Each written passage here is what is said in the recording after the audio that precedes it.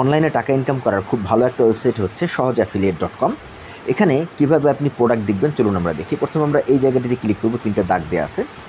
এখান থেকে আপনি যে প্রোডাক্ট লেখা আছে এই জায়গাটিতে ক্লিক করবেন এবং সেখান থেকে অল প্রোডাক্ট, টপ ডিল, 3টা অপশন আমরা পাচ্ছি। অল প্রোডাক্ট, টপ ডিল এবং ট্রেন্ডিং প্রোডাক্ট।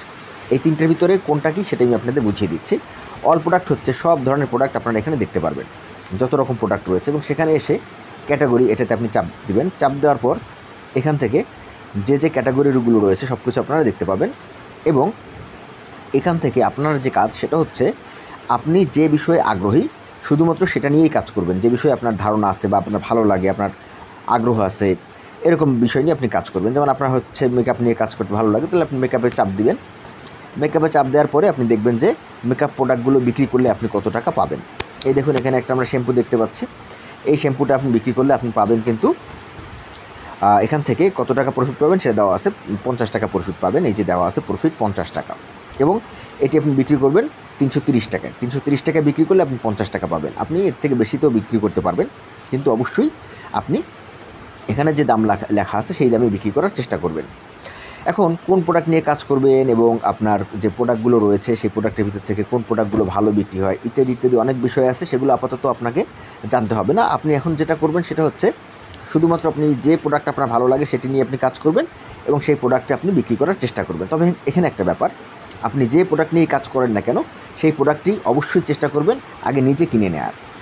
অবশ্যই আপনি নিজে আগে কিনবেন, তারপরে আপনি সেই প্রোডাক্টটা বিক্রি করবেন। কারণ আমাদের কিন্তু একটা বিষয় আছে যে আমি নিজে যে প্রোডাক্ট ব্যবহার করেছি শুধুমাত্র আমি সেই প্রোডাক্ট ভালো না খারাপ সেটাই আমি বলতে পারবো।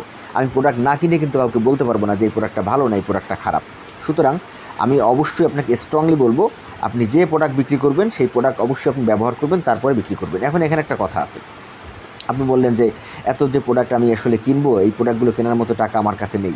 সমস্যা নাই, আপনার পরিচিত কারো যদি এই প্রোডাক্ট থাকে বা পরিচিত কেউ যদি কিনতে চায় তাকে কিনে দিন, তারপর আপনি ব্যবহার করেন। অর্থাৎ কেউ যদি অলরেডি কেনে, তার কেনা প্রোডাক্টটা কেমন সেটি আপনি দেখুন, তার বাসায় গিয়ে বা তার কাছে গিয়ে আপনি সেই প্রোডাক্টটা ভালোভাবে পরীক্ষা নিরীক্ষা করে দেখুন যে সেটি আসলে কেমন। তারপর আপনার কাছে যেমন মনে হবে, ভালো যদি মনে হয় তাহলে আপনি বিক্রি করবেন, ভালো মনে না হলে বিক্রি করবেন না। কোনো খারাপ জিনিস কখনো অনলাইনে বিক্রি করবেন না, কোনো খারাপ জিনিস কখনো আপনি কাউকে রেকমেন্ড করবেন না, ঠিক আছে? তাহলে কিন্তু আপনি অনলাইনে কোনো টাকা পয়সা ইনকাম করতে পারবেন না, এবং যৎসামান্য কিছু ইনকাম করলেও পরবর্তীতে সেটা কিন্তু আপনার জন্য একটা খারাপ প্রভাব এবং ফলাফল নিয়ে আসবে। আশা করি বুঝতে পেরেছেন।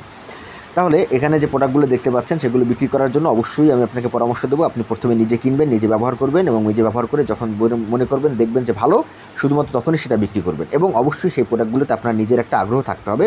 আপনার যদি আগ্রহ থাকে শুধুমাত্র তখনই আপনি প্রোডাক্টগুলো বিক্রি করবেন। আগ্রহ না থাকলে সেই প্রোডাক্ট নিয়ে কাজ করলে আপনার আসলে বেশি দিন কাজ করতে ভালো লাগবে না, কিছুদিন পর আপনারা কাজ করতে আগ্রহ পাবেন না, আগ্রহ থাকবে না। তো আশা করছি আপনারা বুঝতে পেরেছেন যে কীভাবে প্রোডাক্ট সিলেক্ট করবেন। তো আজকের ভিডিওতে প্রোডাক্ট কীভাবে সিলেক্ট করবেন সেটি আমি শিখিয়েছি, প্রোডাক্ট বিক্রি কীভাবে করবেন সেটি নিয়ে আমি পরবর্তীতে ভিডিও পাবলিশ করব। আমার এই ভিডিওটি আপনারা লাইক করে আমাদের সাথেই থাকুন। দেখা হচ্ছে আগামী ভিডিওতে। আল্লাহ হাফেজ।